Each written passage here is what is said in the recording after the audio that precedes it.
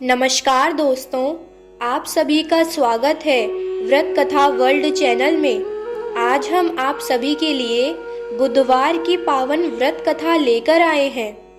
तो चलिए व्रत कथा सुनना प्रारंभ करते हैं। समतापुर नगर में एक मधुसूदन नाम का एक व्यक्ति रहता था। वह बहुत ही धनवान था।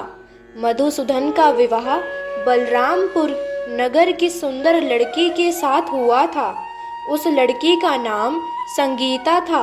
एक बार मधुसूदन अपनी पत्नी संगीता को लेने वह बुधवार के दिन बलरामपुर गया।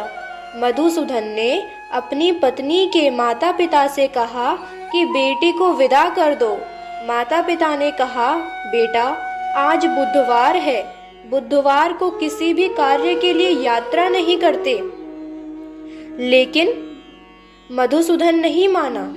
उसने ऐसी शुभ अशुभ को ना मानने की बात कही और फिर उसने अपनी पत्नी को लेकर बैलगाड़ी से यात्रा प्रारंभ कर दी। 2 कोस की यात्रा करने के बाद उसकी गाड़ी का एक पहिया टूट गया और वहां से दोनों ने पैदल ही यात्रा को शुरू किया। रास्ते में संगीता को प्यास लगी। मधुसूदन उसे एक पेड़ के नीचे बिठाकर जल लेने चला गया। थोड़ी देर बाद जब वह जल लेकर आया तो उसने देखा कि उसी की शक्ल सूरत वाला एक दूसरा व्यक्ति बैठा था। संगीता भी मधुसूदन को देखकर हैरान रह गई और वह दोनों में कोई अंतर नहीं कर पाई।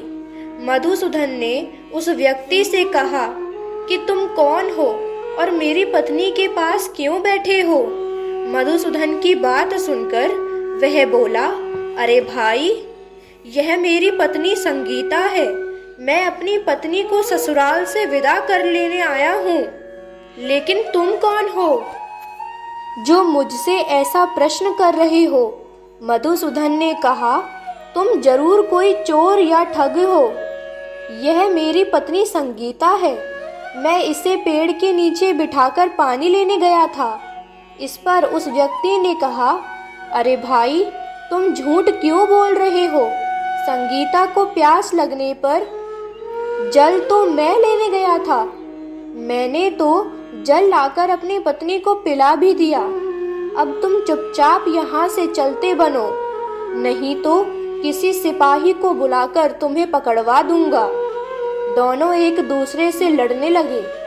उन्हें लड़ता देखा वहां बहुत से लोग इकट्ठे हो गए। नगर के कुछ सिपाही भी वहां आ गए। सिपाही उन दोनों को पकड़कर राजा के पास ले गए और उनकी सारी कहानी सुनकर राजा भी कोई निर्णय नहीं ले पाया। संगीता भी उन दोनों में से अपने वास्तविक पति को नहीं पहचान रही थी। राजा ने दोनों को कारागार में डाल देने के लिए कहा। राजा के फैसले पर असली मधुसूदन भयभीत हो उठा। तभी आकाशवाणी हुई, मधुसूदन, तूने संगीता के माता पिता की बात नहीं मानी और बुधवार के दिन अपनी पत्नी को अपने ससुराल से लेकर घर की ओर प्रस्थान किया। यह सब भगवान बुद्ध देव का प्रकोप है। मधुसूदन ने भगवान बुद्ध देव से प्रार्थना की कि हे भगवान, मुझे क्षमा कर दीजिए। मुझसे बहुत बड़ी गलती हुई है। भविष्य में मैं कभी ऐसा नहीं करूँगा। मधुसूदन के प्रार्थना करने से भगवान बुद्ध देव ने उसे क्षमा कर दिया और तभी दूसरा व्यक्ति राजा के सामने से गायब हो गया। राजा और दूसरे लोग इस चमत्कार को देखकर हैरान रह गए। भगवान बुद्ध देव की इस अनुकंपा से राजा ने मधुसूदन और उसकी पत्नी को सम्मान पूर्वक विदा किया। दोनों समतापुर की ओर चल दिए।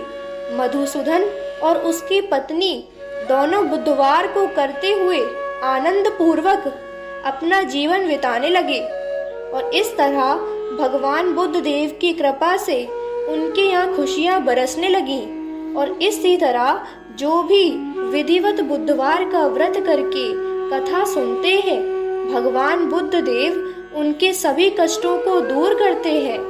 तो ये थी आज की कथा। प्रिय भक्तों, आपको यह कथा कैसी लगी कमेंट करके ज़रूर बताएं और साथ ही मेरे चैनल व्रत कथा वर्ल्ड को सब्सक्राइब करना ना भूलें। धन्यवाद।